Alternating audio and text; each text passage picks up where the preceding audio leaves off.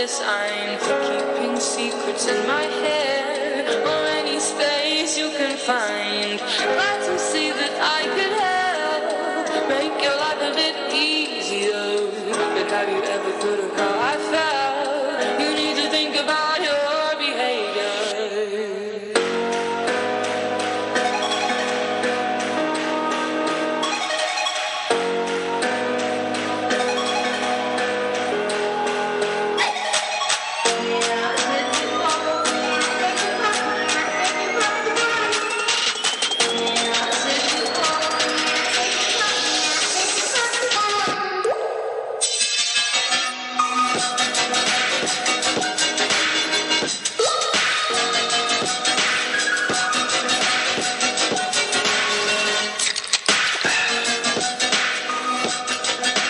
Hello, boys and girls, and welcome to another edition of Butch On Sports. Simply Butch's here, and always, yes, always, thanks for tuning in for this particular podcast, which is Wednesday, Over the Hump Day. Hopefully you got over the hump, boys and girls. I did, and I'm just, once this is over, I'm over the hump. Okay, let it be. In the meanwhile, let's start off with some sports news you can't get enough of. This is the NBA's day to shine for those young kids there. And it's called the NBA Draft. And yes, we have news. Okay, the Pistons, about 2 hours before the draft had started, they traded for Trevor Ariza and a number 16 pick in Wednesday night's draft to the Pistons. Yes, for future first-round picks, sources told ESPN's Andreas Wojnarowski, okay, or something like that there. It's late, boys and girls. It's almost 10 o'clock. The deal gives the Rockets a hard cap team a freedom to use their mid-level section in the free agency. As you know, the Rockets are trying to get rid of some people or acquire, wherever you want to take that there. James Harden, Russell Westbrook has been two of the names that has been thrown out there for Houston. Yes. And Houston purchasing this second-round pick. Let's put it all in perspective here. The Rockets are purchasing the Pistons 2021 second-round pick via the Lakers there for $4.6 million. That was told to ESPN News there. That's a lot of money there. That means, again, the Rockets are the beneficiary of this particular trade. They don't have to guarantee any money, and the Pistons guarantee paying Ariza any money that the Rockets owe him. The Pistons took a low dive on it. I think a good considerable amount that the Pistons don't have to pay. But the big thing is, it takes some money off the cap for Houston when they start all these trades and have money to pay for these players. However, you didn't listen to all of that. Trevor Ariza, pretty good doggone player. You listening here to get the the first round draft pick, which the Pistons drafted 7th. They drafted the French point guard Killian Hayes of Germany. He's the second round overall pick. I don't got too much on this particular individual, but he's played professional ball in France. Not in France, yeah, in Germany. And also in France. Okay, he's from France, but was raised in Florida. Willie Bynum is one of the people, former Piston that is, who has trained with this young man. So I'm quite sure the Pistons got a lot of words about this particular individual there. So until we get more news, and I'll probably do some researching and some other good stuff there. And, of course, give you all the other draft picks that the Pistons give on the Sunday show here. Butch On Sports is the name of it, yeah. Now, if the Raptors had their way, they could be playing their games in Canada next year. But with the 2021 season set to get kicked off in about 5 more weeks, and COVID-19 pandemic is still raging through the United States like never before, international travel restrictions might be something very, very difficult for the Raptors there. So the Raptors general manager, Bobby Wester, is taking a look at moving, and fast too, by golly. Now, we want to stay in Toronto, but as we know at this time, it's essential. That Webster said this is Tuesday, USA Magazine, that we're working on our paths to play elsewhere. And that means only simply, Canada's not letting you flip-flop around there, especially if you come in the country, you got to lay out for 14 days before you can actually really take any responsibility or do any kind of playing in that particular city. And that's a little bit too much on a team in general. So the Raptors are looking for other places to play, at least for this particular year. And that's going to be up to the Canadian government of lifting restrictions for the team. But if they don't, the team's got to look for other several cities to play in. And that includes, of course, Buffalo would be one of those. New York would be another one. Kansas City has been mentioned. And also Tampa, Florida has emerged as another favorite place for the Raptors to play. We'll keep on top of that particular that goal too. That's a lot of willies on here. Matt Prater has been had a typical moment this past Sunday there. But the most typical moment is he was named again the NFC player, special team player of the week for the second time this season. Pretty good for a team that's where the Lions are, well. This is the 12th time in his career he's also made this particular special team player of the week here. Prater made all 3 of his field goals, tries, and also 2 of his extra points in the win against Washington. That's including the 59-yarder, as time was aspiring to give the Lions a victory here. Rah-rah, this boom bow for Matt Prater. Now, with all this going on, the Lions put out their injury report and whatever it may be, and it's a mess here. Danny Amendola, wide receiver, hip, no practice. Defensive end, Austin Bryant, thigh, no practice. Wide receiver, Marvin Jones Jr., knee, no practice. Matthew Stafford, right thumb, no practice. Linebacker, Jared Davis, limited practice. Wide receiver, Kenny Galladay, hip, limited practice. T.J. Hawkinson, the tight end, toe, limited practice. Christian Jones, knee, limited practice. Hapilo, this is a long name, Vitola, his foot, he's in limited practice as well. He's also an offensive lineman. Defensive lineman Nick Williams, shoulder, limited practice. Running back, wide receiver James Agnew, ribs. He was in full practice, so I'm quite sure he'll be ready for this weekend against the Carolina Panthers at Carolina's home inbound there. So, that should be it's going to be a long week for the Lions there. And we'll see that Matthew Stafford can play. Officially, he has some torn ligaments in his thumb there. So, again, we'll see if he just, kind of wing along during the week and be announced on Sunday to play him. Or will they get their secondary quarterback ready to go for this particular extravaganza? Lions need to be winning. They can't be losing no more games if they want to get in the playoffs. The West got 3 teams right now ready to go. And we're talking about the Western Division of the National Football Conference there. Good teams in Arizona and also Los Angeles as well as Seattle, all with 6-3 records there.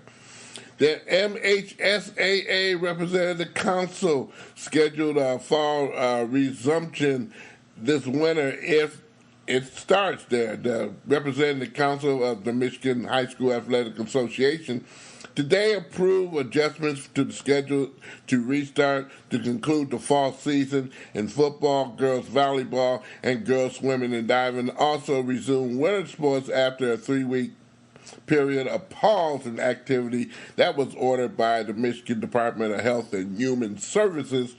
That's scheduled to end on December 9th, but you know what? There's a huge dot on that particular date.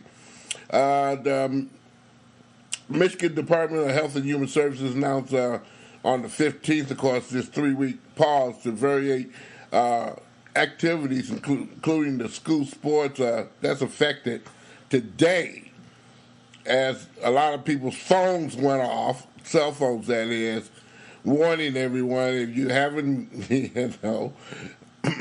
gotten a house, I don't know, like it was a scare or something there, this particular has started there. So hopefully they're safe, not causing any infections or rise in infections as they try to prevent the health department there. And it gets together. Of course, I'll give you these dates that volleyball and swim and diving have only 1 week remaining with the MHSAA finals, both previously scheduled for November the 21st. The 11 and 8-man football playoffs with nearly almost conclusion with 3 more weeks to play. The 8-man proposed season with 2 games from its completion and 11 with 3 rounds before their completion. Winter practices for boys basketball, bowling, skiing, and wrestling had begun for high school teams. However, they had also had to stop as well. So if allowed by the health department, practice would resume for all fall sports on December 9th, with tournaments scheduled to follow in this particular dates and locations. The quarterfinals for all 4 divisions, and this is in volleyball, will play on Tuesday, December the 15th, with semifinals played on the 17th and 18th, the finals on that particular Saturday, the 19th. Those 2 rounds would be played at Battle Creek Kellogg Arena as previously scheduled. Swimming and diving, all 3 Lower Peninsula finals would be conducted on Tuesday, December the 22nd, diving, and on Wednesday, December the 23rd, that would be swimming. 3 high schools, each hosting 1 meet. This allows for a 2-week practice period window for all participants in swimming who previously met or entered qualification times for the diving, and also the ones for swimming as well there. The regional for football, 11-man regional finals and 8-player semifinals will be played Tuesday, December the 15th, and Wednesday, December the 16th. The 11-player semifinals and 8-player finals would be played on December 21st and 22nd. The 8-player championship will be played at Midland Community Stadium. The 11-player finals would be played Monday, December the 28th, and Tuesday, December the 29th at Ford Field. For winter sports, the council approved resumption of practices again on December the 9th. That's if the MDHHS, which is the Michigan Health Department, would be approving of this. Now, the competitions will start beginning on January the 4th. You have all those dates. Look them up. I just did for you. 2 more non-conference foes will be on the docket for the University of Detroit Mercy, as a lot of the major colleges are putting out their schedules regardless of what's going on with COVID-19. I'm talking about the University of Detroit Mercy's basketball team, as the Titans will play at in-state rivals Michigan State. That's at Breslin Center there, and favorite MAC conference in Kent State. University of Mercy will travel to Michigan State on the 4th. The Titans will tip off against Kent State at 7 p.m. at home on December the 9th. So they added 2 more games onto their schedule there. We're talking about the University of Detroit Titans there, who hopefully they have a better season than they have had in the past there. The Los Angeles, or should I say the Las Vegas Raiders, are facing significant COVID-19 problems again. According to the NFL Network, at least 8 starters on the Raiders defense, among the others, will be placed on COVID-19 reserve lists. Those players have not been identified or may not be eligible to play this upcoming Sunday. Either way it goes, it'll be a problem for the Raiders facing a daunting task as they take on Patrick Mahomes and the Kansas City Chiefs this upcoming Sunday, if they play. If they play. Now, you got all that, boys and girls? I hope you did. Recap of the night for the Detroit Pistons was the main particular of this night. They did participate in the draft. And they did get Killian Hayes with their pick in the 7th pick in the first round out of Germany. Actually, he's played in France for about a year and a half. He's worked out with Woody Bynum of Detroit, formerly of the Detroit Pistons, and got some good doggone good vibes there. Tony Parker come out of that France league there. Hopefully somebody like Tony Parker will come up there for the Detroit Pistons, because that would be refreshing. You hear me, boys and girls? Refreshing Bauer news. Also, they made a trade today and also got a first-round draft pick, getting Trevor Ariza from the Houston Rockets. That was a trade bait, of course, there, so they can save a wee bit of money. And also, James Harden and Russell Westbrook are on the trade block there. If they do trade to get somebody or make some money, real money deals there, because they both are owed a lot of money. Who's going to pay that particular salary? And they got to get a team to somewhat pick up some of it. Your and my questions both there will be greatly answered. But that's going to happen soon, because Friday, boys and girls, at 6 o'clock, it starts legal trades in the NBA will be started. And boy, oh boy, you'll be happy there, won't you? Butch On Sports is a presentation of My Darling Productions. Yes, it was. Yep.